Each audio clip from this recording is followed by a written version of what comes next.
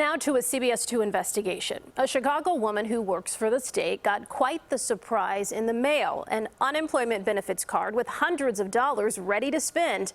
Problem is she never applied because she's gainfully employed. CBS 2 investigator Dorothy Tucker shows us now she's working to give it back. As a single mother, Angie Leone worked 2 jobs to take care of her daughter, full-time as a substitute teacher, part-time at Grid America. But then, I lost all my jobs. like more than 900,000 others in Illinois, she applied for unemployment. I was excited to see the letter because it said that I was officially approved. $116 a week, plus $50 for her daughter. Not much, but better than nothing, except nothing is what she got. It's been 2 months now. Very scary.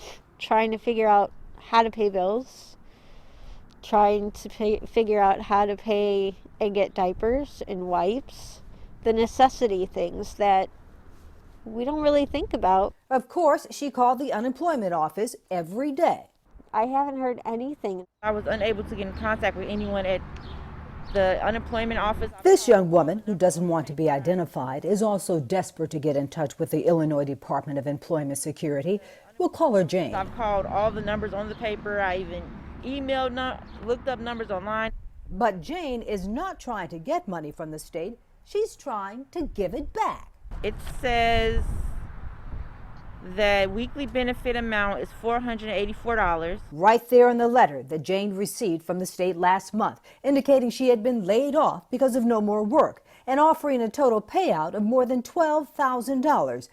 Except, I've never applied for unemployment. I don't even know how to apply. I don't know where to go. but a debit card with the $484 was sent to her home. Only Jane doesn't need the money. Ever since I've ever worked, I've been employed and never needed unemployment. When I first saw Jane's letter, I thought it was the latest scam. Here's why. If Jane didn't apply for unemployment, perhaps someone stole her Social Security number and then filed for the benefit. So I sent Jane's information to the ID Theft Resource Center in San Diego. This is not a case of identity theft. Why? Because the debit card was sent to Jane. An identity thief wants to secure these funds or benefits and have them sent over to them. There's really no benefit for a thief to do something like that because they aren't accessing the funds. They're being sent to this person. So if there's no identity thief, what happened? What we know for sure is every claim is supposed to be verified by the employer. In Jane's case, it should have been a simple task because guess what? Jane works for the state. Department of Human Services, that's my employer. Of course, we emailed, text, called the spokesperson for the unemployment office to ask a simple question. How do you approve unemployment benefits for a person who is currently working, especially an employee of the state? I've been working for the past 6 years. Was it human error? You know, my name is not common. Computer glitch? That's very scary. We were told confidentiality rules prevent them from talking about Jane's case. However, they are investigating.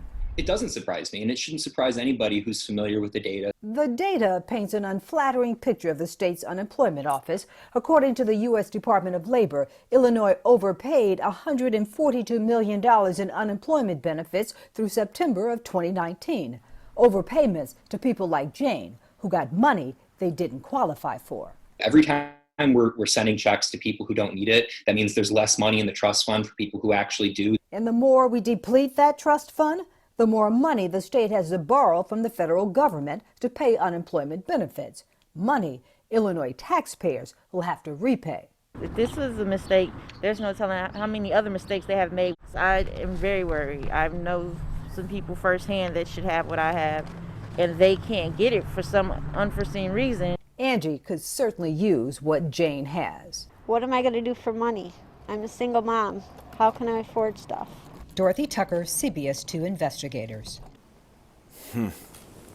I'll juxtapose that with this. Complaints about getting through to a human at the state's unemployment office keep filling our inbox. The CBS 2 investigators heard from several people today alone who simply want to be able to fix mistakes they made so they can get their much-needed money. Some are coping with cancer treatments. Others are facing eviction. All get busy signals or hang-ups when they call, and they want Governor Pritzker to do more. like I know he says that he's trying to fix it, but the financial frustration is like the last thing that anybody needs. The governor answered the CBS 2 investigators' question today by saying thousands of people do get through and speak to someone every day, and he pointed out that he has recently added more workers to answer phones.